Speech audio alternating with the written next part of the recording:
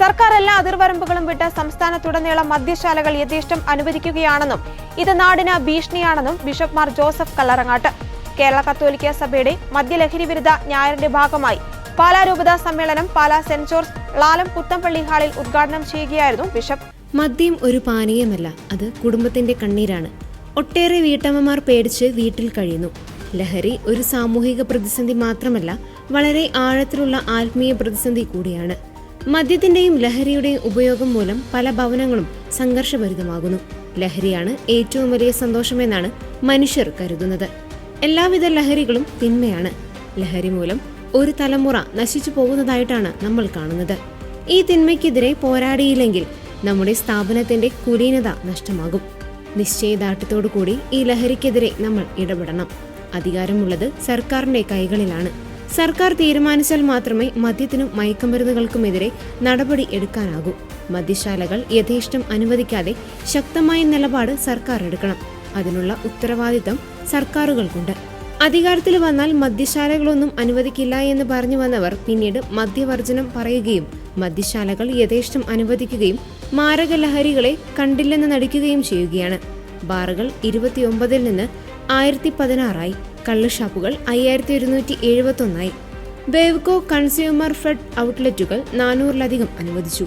മദ്യശാലകളുടെ സമയം വർദ്ധിപ്പിച്ചതും മദ്യത്തിന് പേരിടാൻ മത്സരം സംഘടിപ്പിച്ചതുമെല്ലാം മദ്യത്തെ പ്രോത്സാഹിപ്പിക്കുന്ന സമീപനം തന്നെ.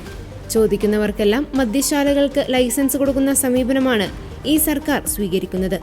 ഇത് തിരുത്തണമെന്നും ബിഷപ്പ് ആവശ്യപ്പെട്ടു. സംസ്ഥാന സെക്രട്ടറിയും രൂപതാ പ്രസിഡന്റുമായ പ്രസാദ് കുരുവിള ചടങ്ങിൽ അധ്യക്ഷത വഹിക്കുകയും ലഹരി വിരുദ്ധ പ്രതിജ്ഞ ചൊല്ലിക്കൊടുക്കുകയും ചെയ്തു. വികാരി general father Sebastian Vethanath, Mani C Kappan MLA, municipal chairperson Diya Binu Pulikkakandam, advocate Shone George, father Joseph Thadathil, father Jacob Vellamaruthunkal, father George Moolechalil, Sabu Abraham, Antony Mathew, Jose Kaviyil എന്നിവർ സംസാരിച്ചു. അതേസമയം രൂപതയുടെ 171 ഇടവക ദേവാലയങ്ങളിലും ദിവ്യബലി അർപ്പിക്കുന്ന ഇടങ്ങളിലും വിശുദ്ധ കുർബാന മധ്യേ കേരള കത്തോലിക്ക സഭയുടെ ലഹരി വിരുദ്ധ സർക്കുലർ വായിച്ചു. ഒറ്റ മണിക്കൂർ പ്രാർത്ഥിച്ചിട്ടാണ് ഞങ്ങൾക്ക് പൊതുവായിട്ട് ഉണ്ടാക്കി വെച്ചിരിക്കുന്ന ആ പൊതു ഭക്ഷണം എടുക്കാനായിട്ട് ഞങ്ങൾ ഓരോരുത്തരും ചെന്ന് ആവശ്യമുള്ള ഭക്ഷണം എടുത്ത് ഇരിക്കുകയാണ്. അത് കഴിഞ്ഞ് വീണ്ടും രാത്രിയാണെങ്കിൽ വലിയ പ്രാർത്ഥനയുണ്ട്. നോമ്പുകാലത്ത് വ്യാസാക്കര കുരിശിന്റെ വഴി എല്ലാ ദിവസവും ഉണ്ട്. ഞായറാഴ്ച ഒഴികെ എല്ലാ ദിവസവും 50 ദിവസങ്ങളിലെ ഞായറാഴ്ച ഒഴികെ ബാക്കി എല്ലാ ദിവസവും ഞങ്ങൾ ഒന്നിച്ച് വ്യാസാക്കര നടത്തുന്നുണ്ട്. നമുക്ക് പിടിച്ചു നിൽക്കണമെങ്കിൽ ഈ പ്രാർത്ഥനയും ഈ ഒന്നിച്ചുള്ള ഭക്ഷണവും ഒക്കെ നിർബന്ധമാണ്. അത് കൈവിട്ടു പോകുമ്പോൾ ഏത് മനുഷ്യനും ഈ പറഞ്ഞ രീതിയിലുള്ള പ്രയാസങ്ങളും പ്രതിസന്ധികളും ഒക്കെ ഉണ്ടാകാം. മദ്യവർജനം, മദ്യനിരോധം, ലഹരി വിരുദ്ധ സമ്മേളനങ്ങളൊക്കെ ഞാൻ ചിലപ്പോൾ ഓർത്തിട്ടുണ്ട്. ഇതൊക്കെ നമ്മൾ നടത്തുന്തോറും പ്രസാദങ്ങളിലൂടെയൊക്കെ പറഞ്ഞതുപോലെ ചില വിത്തുകൾ വളരുന്നത് പോലെയാണ്. ചില വിത്ത് ശക്തിയോടെ വളരണമെങ്കിൽ നല്ല ചവിട്ടുകളാണ്. ചവിട്ട് ഏറ്റ വിത്തുകളാണ് നല്ലതുപോലെ വളരുന്നത്. ഈ പ്രസംഗങ്ങളെല്ലാം കേട്ടിട്ടും കൂടുതൽ ഊർജത്തോടെ പലരും കുടിക്കുന്ന പോലെയൊക്കെയാണ് കണ്ടിട്ടുള്ളതും കേട്ടിട്ടുള്ളതും ഒക്കെ. ഈ പ്രസംഗത്തിന്റെ കുറവുകൊണ്ടൊന്നുമല്ല, ആത്മീയത കുറഞ്ഞു പോകുമ്പോൾ നമ്മൾ ഈ ലഹരിയാണ് സന്തോഷം എന്നുള്ള ആ ഒരു കാര്യത്തിലേക്ക് സ്വാഭാവികമായിട്ട് എത്തുകയാണ്. ഇവിടെ പ്രസാദങ്ങളുടെ സാറ് ഈ നാളുകളിലൊക്കെ വർദ്ധിതമായ കള്ളുഷാപ്പ് ഉൾപ്പെടെയുള്ള ബാറുകളുടെ എല്ലാം കാര്യങ്ങൾ പറഞ്ഞു. അത് ദുർഭാഗ്യകരമായൊരു കാര്യമാണ്. അമീബ പോലെയാണ്. അമീബ വളരുന്നത് പിളർന്നുകൊണ്ടാണ്. ഒരു കാലഘട്ടം വരുമ്പം 2 4 8 16 വളരുകയാണ്. അങ്ങനെ വളരുകയാണ് എന്ന് പറഞ്ഞതുപോലെയാണ് നമ്മളുടെ ഈ മദ്യ ലഹരി സാധനങ്ങളൊക്കെ കിട്ടുന്ന കടകളുടെ, ഷാപ്പുകളുടെ അല്ലെങ്കിൽ ഷോപ്പുകളുടെ, ബാറുകളുടെയൊക്കെ എണ്ണം. എല്ലാവിധ ലഹരികളിലും തിന്മയാണ്. മദ്യവും മയക്കുമരുന്നും മാത്രം വേണ്ട, എല്ലാ വീക്കെൻഡിലും വീട്ടിലെ കുട്ടികളെയും കൊണ്ട് പാവപ്പെട്ട മാതാപിതാക്കളെ മാത്രം വീട്ടിലിരുത്തി ഞങ്ങൾക്ക് തിരുവനന്തപുരത്തും എറണാകുളത്തുമെല്ലാം ഹോളിയിലേക്ക് പോകണമെന്ന് പറഞ്ഞാൽ അത് ലഹരിയാണ്, അത് തെറ്റാണ്, അത് തിന്മയാണ്.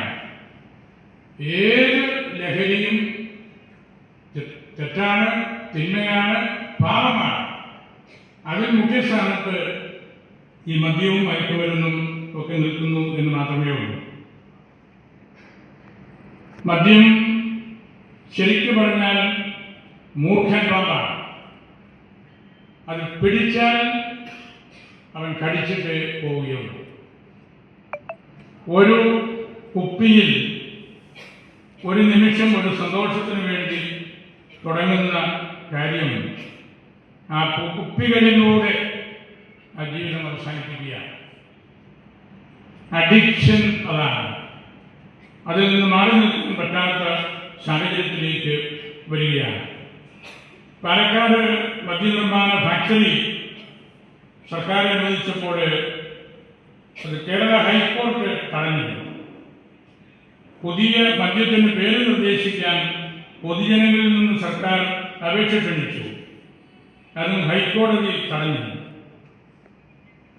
KSRTCയോടനുബന്ധിച്ച് വെബ്കോ ഔട്ട്ലെറ്റ് തുടങ്ങാൻ സർക്കാർ നീക്കം നടത്തി. KCBC മദ്യവിരുദ്ധ സമിതി അത് പരാജയപ്പെടുത്തി. ഈ പ്രസാദത്തിലൂടെയൊക്കെ ചേർന്നാണ് അത് പരാജയപ്പെടുത്തിയത്.